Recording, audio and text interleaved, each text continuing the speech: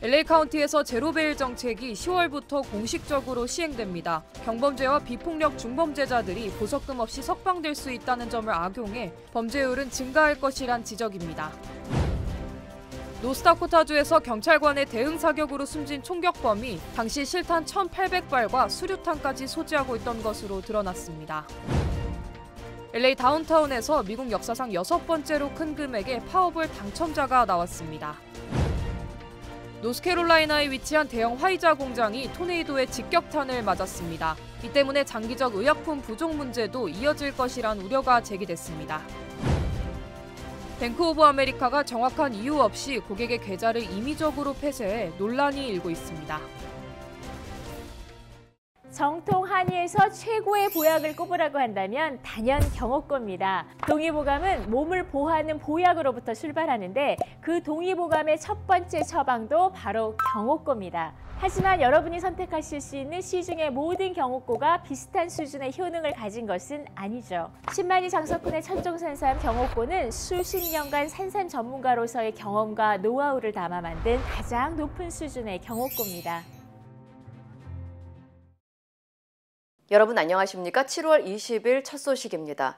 미국의 전략 핵 잠수함이 부산에 기항한 것을 두고 북한이 핵무기 사용 조건에 해당한다고 위협했습니다. 연방정부는 북한의 위협에 대한 신중한 대응일 뿐이라면서 반박했습니다. 워싱턴에서 왕종명 특파원입니다. 북한이 강순남 국방상 명의로 담화를 내고 미국 전략 핵 잠수함의 부산 기항을 강도 높게 비난했습니다. 강 국방상은 전략 핵잠수함을 포함한 전략자산 전개의 가시성 증대는 북한이 국가 핵무력 정책 법령에서 밝힌 핵무기 사용 조건에 해당할 수 있다는 걸 미 군부에 상기시킨다고 경고했습니다. 이어 북한의 핵사용 교리는 국가에 대한 핵무기 공격이 감행되었거나 사용이 임박했다고 판단될 경우에 필요한 행동 절차 진행을 허용하고 있다고 밝혔습니다.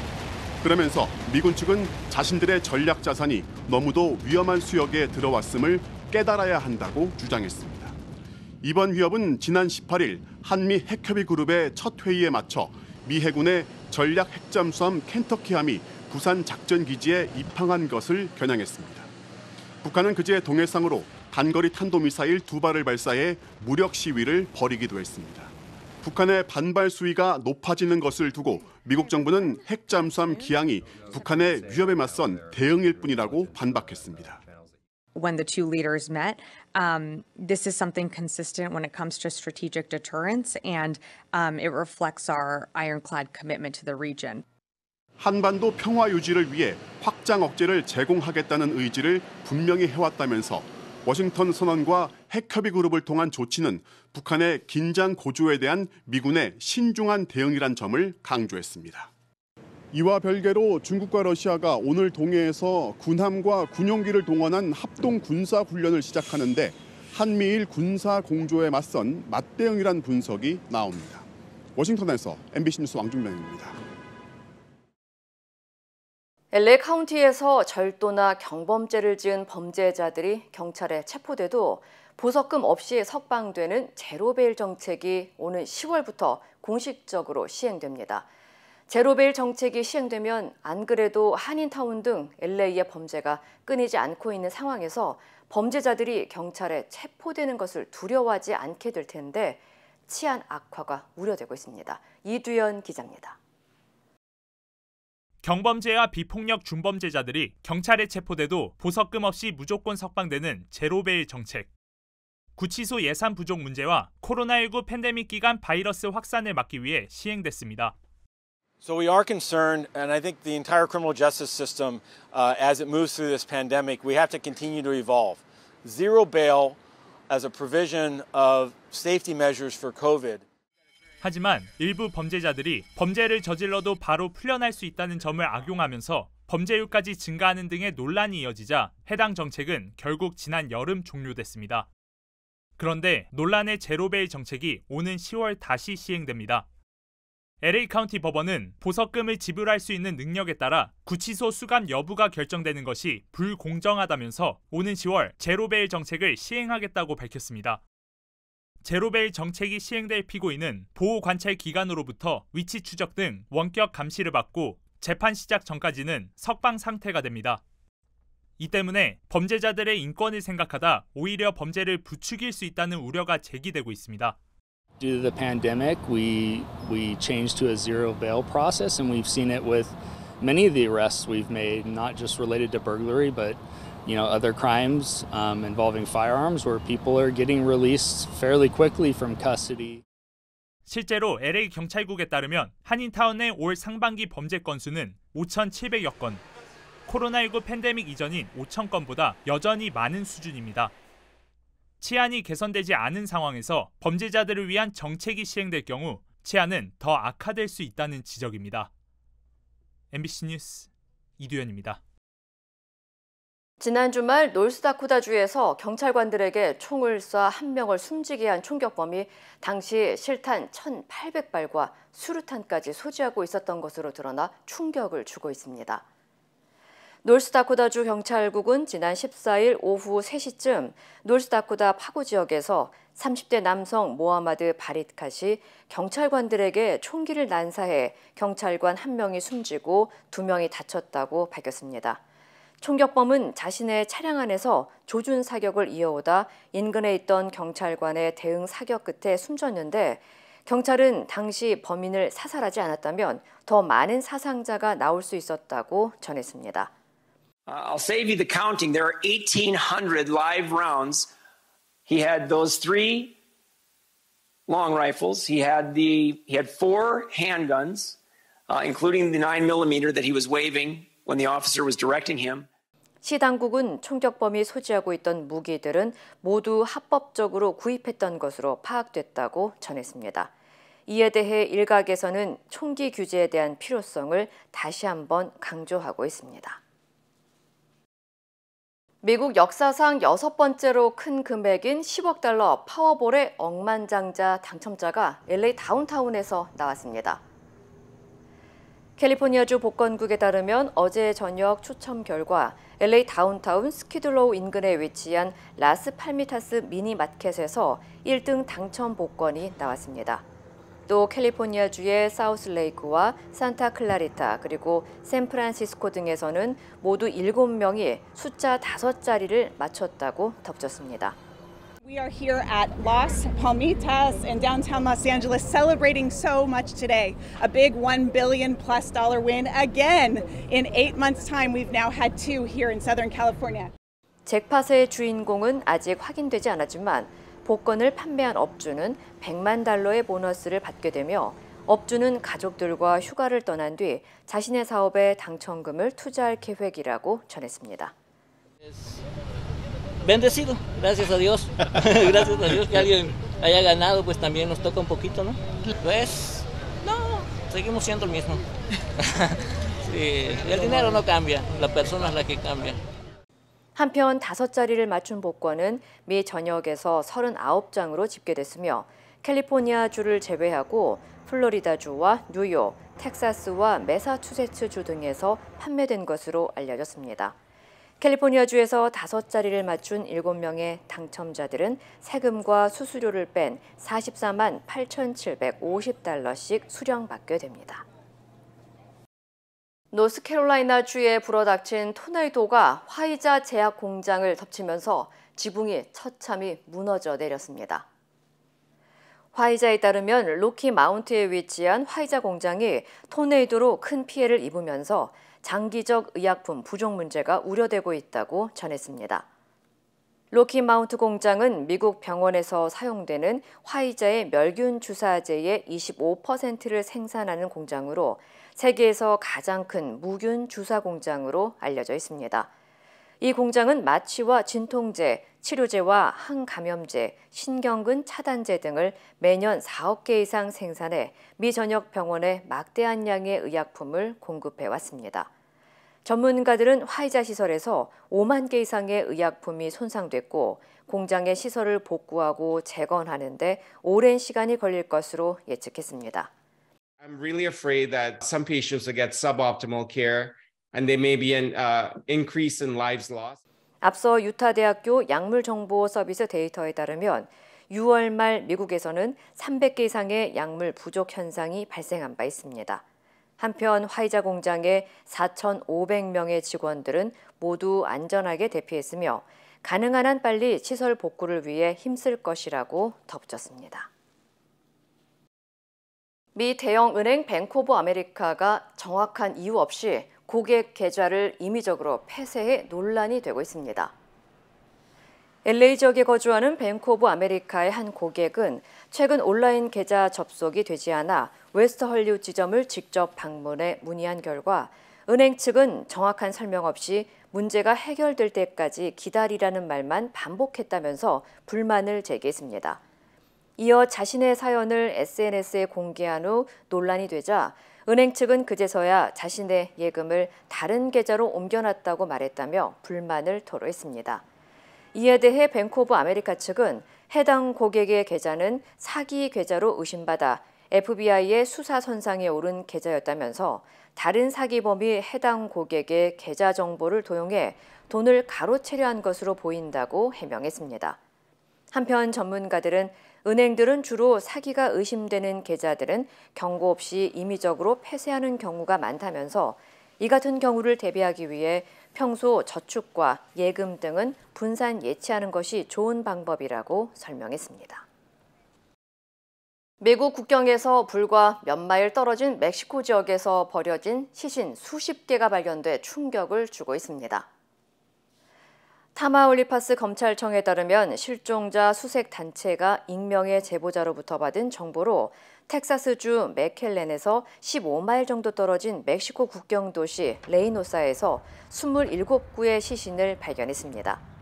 시신들은 16개의 다른 매몰지 구덩이에서 발견됐고 몇몇 시신들은 1피트 정도의 흙으로 덮여 있거나 심지어 일부는 최근에 묻힌 것으로 추정된다고 설명했습니다. 현재까지 시신 중 4명의 신원을 확인한 상태며 대부분의 시신들이 6토막으로 잘라진 채 발견돼 신원 파악을 하는데 어려움을 겪고 있는 것으로 전해졌습니다. 수색팀은 시신들이 발견된 곳이 최근까지 갱단들이 비밀 매장지로 사용했을 가능성이 있다고 추정했습니다. 앞서 2020년도에도 한 수색팀이 과나후아토의 중북부 지역에서 59구의 시신을 발견한 바 있습니다. 한편 타마울리파스 주의 실종자 현황은 현재 15,000여 명으로 늘고 있으며 검찰은 발견된 유해들을 조사하겠다고 밝혔습니다. LA 국제공항이 수화물 분실과 손상이 가장 심한 전국 3대 공항 중 한 곳으로 꼽혔습니다. 연방교통안전청은 지난 2013년부터 10년 동안 미국 내 여행객 10만 명당 수화물 파손과 분실 클레임 건수를 분석했습니다. 분석 결과 뉴욕 국제공항이 10만 명당 파손 클레임이 1.93건, 분실 클레임은 1.48건으로 가장 높았고 마이애미 국제공항과 그 다음으로 LA 국제공항이 3위를 차지했습니다. LA 국제공항은 10만 명당 파손 클레임 0.7건, 그리고 분실 클레임이 0.81건에 달해 캘리포니아주 13개 공항 가운데 수화물을 많이 잃어버리는 공항으로 악명을 안게 됐습니다. 특히 미국 내 항공 이용객의 3분의 2에 달하는 승객들은 여행 중 수화물 분실과 파손을 우려하고 있는 것으로 나타났습니다. 한편 아메리칸 항공이 수화물 분실이 가장 많은 국내 항공사로 조사됐습니다. 놀이기구를 타고 있던 10살 소년이 기구 오작동으로 공중에서 추락해 심각한 중상을 입는 사고가 발생했습니다. 일리노이주 경찰국은 안티오크의 한 지역 축제에서 10살 어린이가 카니발 놀이기구를 타다 안전장치가 고정되지 않아 갑자기 튕겨나가 갈비뼈와 팔, 두개골, 턱 등이 부러지는 중상을 입었다고 밝혔습니다. 위독한 상태에서 병원으로 후송된 소년은 즉시 수술을 받았으며 생명에는 지장이 없는 것으로 전해졌습니다. 지역 당국은 행사장의 모든 놀이기구의 운영을 중단한 상태며 현재 정확한 사고 경위를 조사하고 있다고 밝혔습니다. 한편 사고가 난 놀이기구는 일리노이주 당국의 안전 인증을 받은 것으로 알려졌습니다. 한미동맹 70주년을 맞아 세계적인 소프라노 조수미 씨가 LA에서 음악회를 개최합니다. LA 한국문화원과 LA 뮤직센터는 다음 달 8월 11일 LA 다운타운 월트 디즈니 콘서트홀에서 한미동맹 70주년을 기념하는 하모니 풀 더 퓨처 음악회를 개최한다고 밝혔습니다.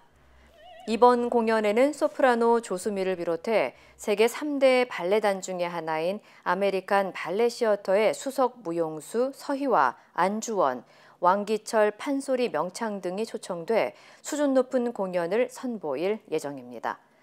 관람 신청은 내일 오전 6시부터 오는 27일까지 LA 한국문화원 웹사이트를 통해 할 수 있습니다. 한편 LA 한인회는 65세 이상 한인 시니어를 대상으로 무료 음악회 티켓을 1인당 2매씩 배부할 예정이라고 전했습니다. 러시아가 우크라이나의 대표적인 곡물 수출항인 오데사를 사흘째 집중 공격했습니다. 우크라이나의 곡물 수출이 차질을 빚게 되면서 국제 식량 시장이 요동치고 있습니다. 배주환 기자입니다. 러시아가 우크라이나 남부의 항구 도시 오데사를 향해 사흘 연속 대규모 공습을 벌였습니다. 지난 17일 점령지 크림반도와 러시아를 잇는 크림대교가 수중 드론의 공격을 받자 러시아는 이를 우크라이나의 테러로 규정한 뒤 보복을 공언한 바 있습니다. 러시아의 이번 보복 공격으로 2명이 숨지고 최소 27명이 다쳤다고 현지 소식통은 전했습니다.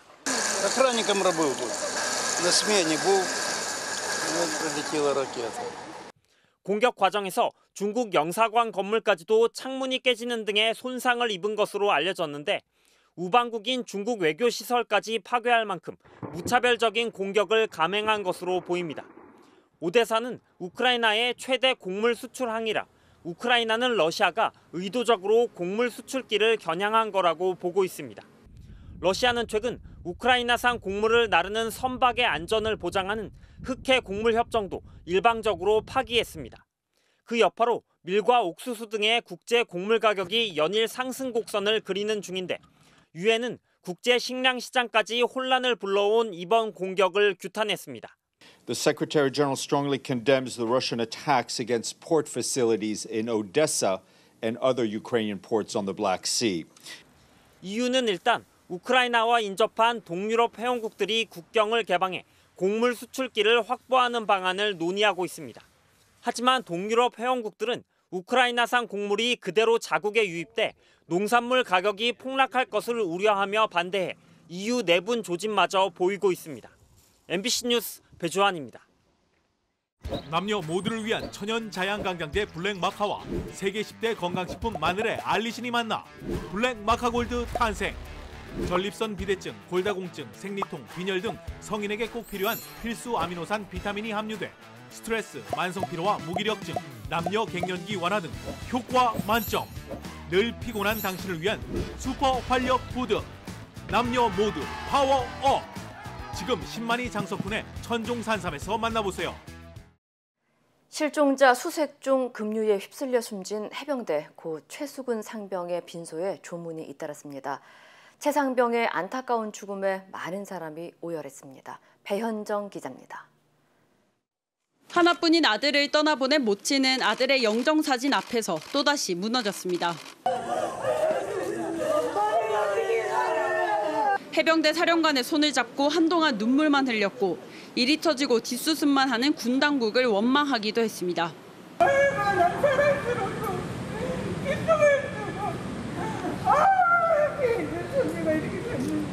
시험관 시술에 몇 번이나 실패하고 10년 만에 얻은 유일한 아들.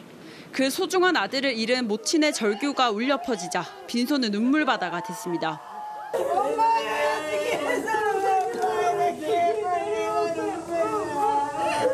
포항해병대 1사단 김대식관, 고 최수근 상병의 빈소가 마련되자 최 상병을 기리는 조문객들의 발길이 이어졌습니다.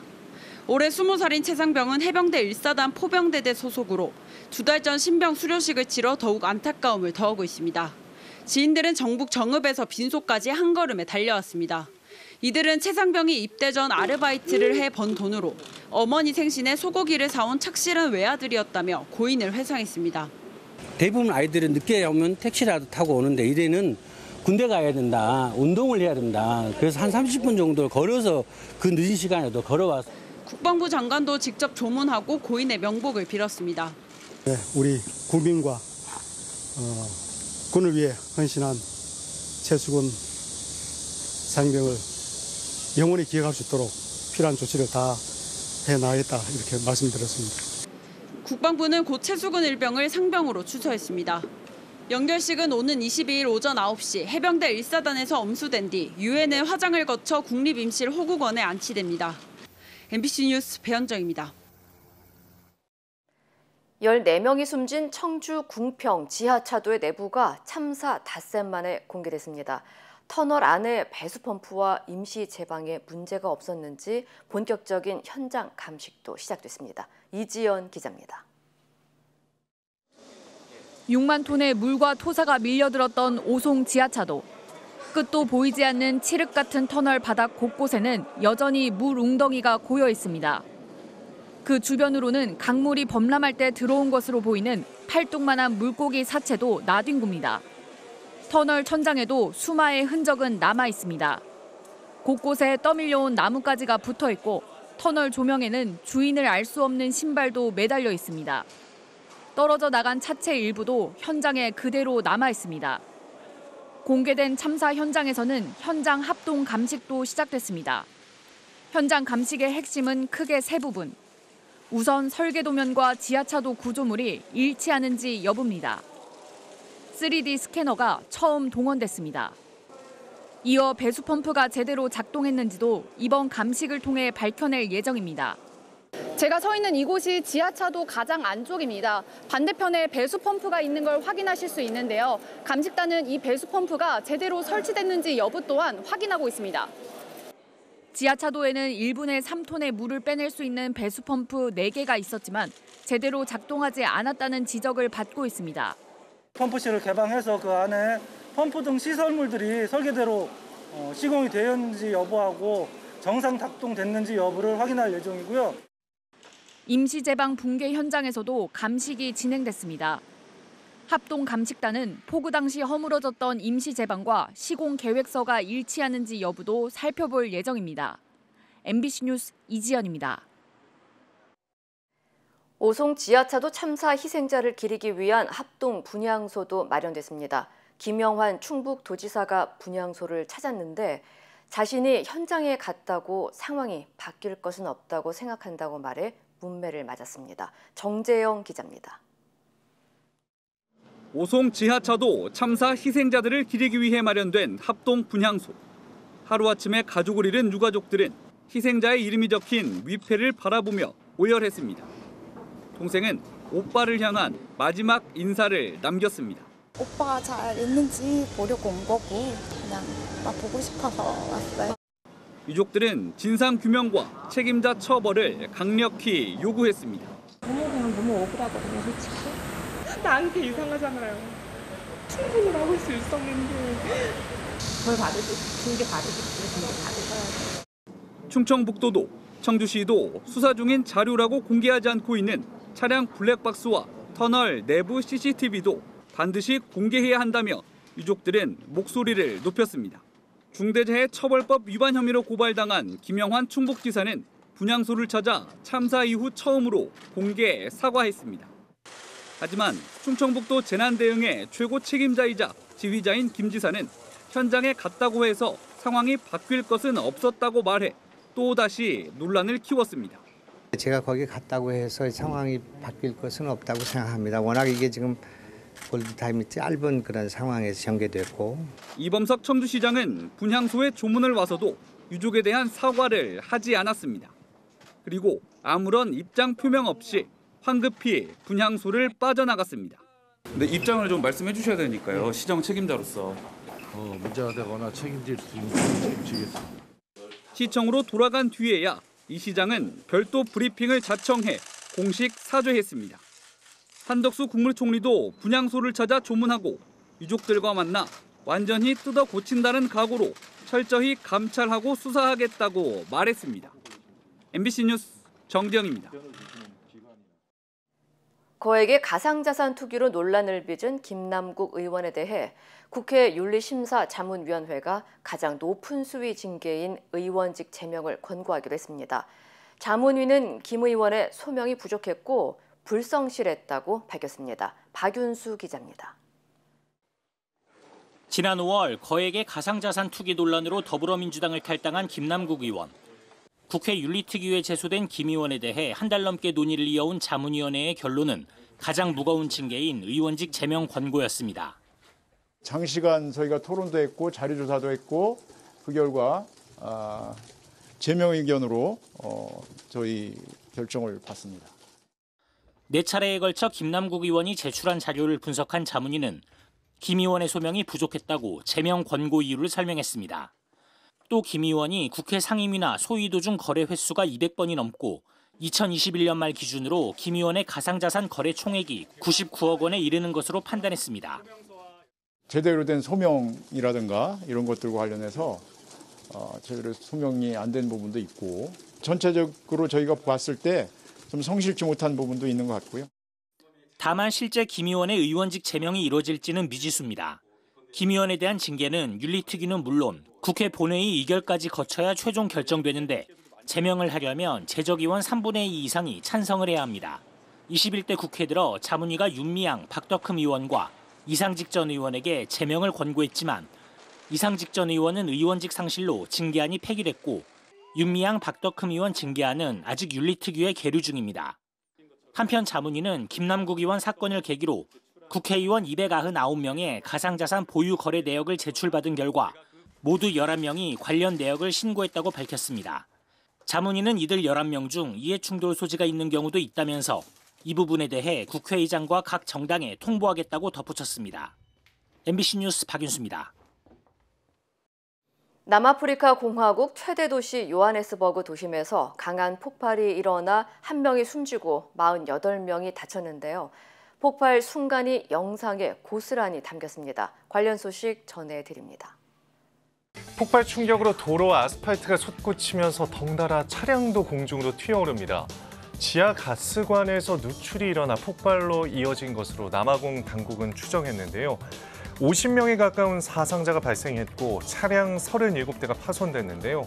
사고 현장엔 커다란 싱크홀까지 생겼습니다. 당국은 혹시 모를 2차 폭발 가능성에 대비해 인근 주민들을 대피시켰고요. 일대를 통제한 뒤 현장 조사와 함께 복구 작업을 진행하고 있습니다. 어제 뉴질랜드 오클랜드에선 2023 여자 월드컵 개막전을 앞두고 총격 사건이 발생했습니다. 이른 아침 한 남성이 오클랜드 도심의 한 건설 현장에서 총을 쏜 건데요. 용의자를 포함해 3명이 숨지고 경찰관 등 최소 6명이 다쳤습니다. 범행 동기는 밝혀지지 않았지만 뉴질랜드 당국은 테러는 아닌 것으로 보고 있고요. 뉴질랜드와 노르웨이 대표팀의 개막전은 무사히 진행됐지만 여자 월드컵을 개최하는 뉴질랜드 당국엔 비상이 걸렸습니다. 독일 베를린에서는 암사자로 추정되는 야생동물을 목격했다는 신고가 접수돼 경찰이 수색에 나섰습니다. 현지 경찰은 베를린 외곽에서 동물 한 마리가 다른 동물을 쫓고 있다는 신고를 접수했다면서 시민이 촬영한 영상에서 암사자가 멧돼지를 뒤쫓는 것으로 보였다고 말했는데요.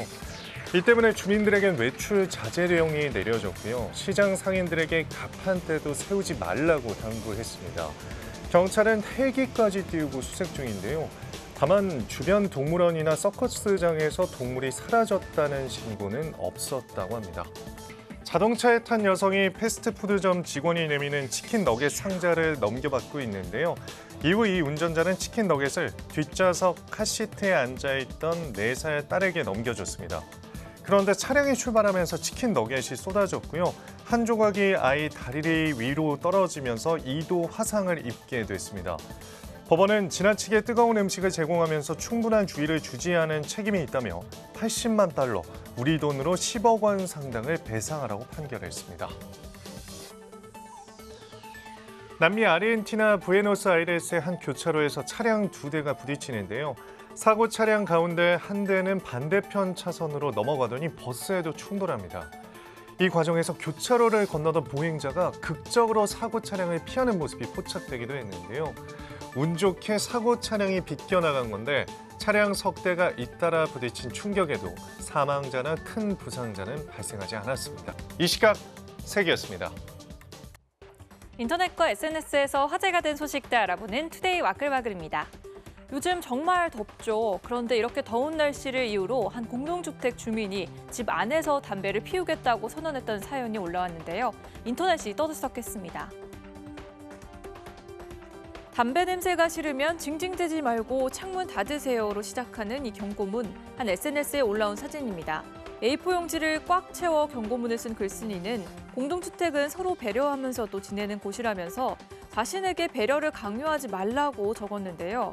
그러면서 요즘 날씨가 더워 돌아다니기 힘드니 남의 눈치 보지 않고 내 집에서 편안하게 담배를 피우겠다고 엄포를 놨습니다. 또 참지 못하겠다면 단독주택으로 이사가는 걸 고려해보라는 말까지 덧붙였는데요. 누리꾼들은 흡연권도 권리지만 비흡연자의 권리를 침해해선 안 된다며 대체로 이 흡연자를 맹비난했습니다. 저런 이웃을 만날까 봐 무섭다. 단독주택 가서 살아야 하는 건 다름 아닌 저 흡연자라며 분노한 누리꾼도 있었습니다.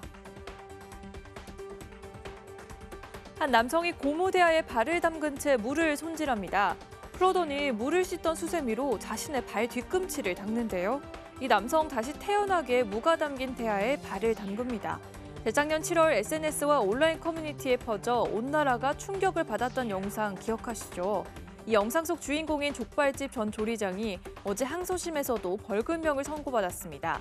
지난해 1심 재판부가 벌금형을 선고하자 형량이 너무 무거워 부당하다며 항소했지만 이번에도 벌금형을 받은 건데요. 1심에 이어 2심 재판부도 이 피고인에게 벌금 1,000만 원을 선고했습니다. 중국 반환을 앞두고 더욱 인기가 치솟고 있는 판다 푸바오. 요즘 진짜 연예인 못지않은 유명세를 치르고 있죠. 이젠 연예인들만 한다는 생일 라이브 방송도 진행했다는데요. 누리꾼들도 폭발적인 관심을 보였습니다. 한국에서 태어난 자이언트 판다 푸바오가 어제 3번째 생일을 맞았는데요. 이를 축하하기 위해 중국의 한 판다 보호단체가 라이브 방송을 진행했습니다. 사육장 한가운데 푸바오를 위해 준비된 대나무 케이크가 눈길을 끌죠. 푸바오도 케이크가 마음에 들었는지 온몸을 비비고 있네요. 그러더니 케이크 주위를 돌아다니며 대나무를 맛있게 먹는 모습을 보여줬는데요. 대나무 케이크 먹방이라고 해야 할까요? 한바탕 먹방을 마친 푸바오, 누구보다 편안한 자세로 나무에 올라가 잠들었습니다. 아이같이 천진난만한 푸바오의 모습에 많은 누리꾼이 푸바오가 행복해 보인다며 즐거워했고 진심으로 푸바오의 생일을 축하했습니다. 춘천의 한 아파트입니다. 지하 주차장 출입 통로를 차 한 대가 막고 서 있는데요. 요즘 이런 일이 자주 목격되는데 또 발생했네요. 주민 신고로 경찰이 출동했지만 역시 아파트 내부 도로가 도로교통법상 도로가 아닌 사유지이기 때문에 경찰이 임의로 견인할 수 없었다는데요. 10시간쯤 지난 뒤에야 차를 뺐다는데 왜 그랬는지 이유는 알려지지 않았지만 주민들 피해가 큰 만큼 이런 일은 더 없었으면 좋겠네요. 야외에서 조리장치 없이 그냥 냄비에 달걀을 깨 넣었는데 금세 익어버립니다. 이번엔 맨홀 뚜껑인데요. 뚜껑 위에 기름을 칠하고 반죽을 부었더니 2, 3분 안에 팬케이크가 구워졌네요. 황당한 이 요리 장면은 중국 동북부 허베이성에서 포착된 모습인데요. 최근 중국 일부 지역에서 52도가 넘는 폭염이 이어지자 이렇게 맨홀 뚜껑에 팬케이크를 굽는 장면까지 나온 겁니다. 맨홀 뚜껑의 열기가 얼마나 심한지 팬케이크를 여러 장 구워도 끄떡없는데요. 순식간에 팬케이크가 구워지는 모습에 현지 누리꾼들은 정말 더위가 심해도 너무 심하다며 혀를 내둘렀습니다. 투데이 와글와글이었습니다.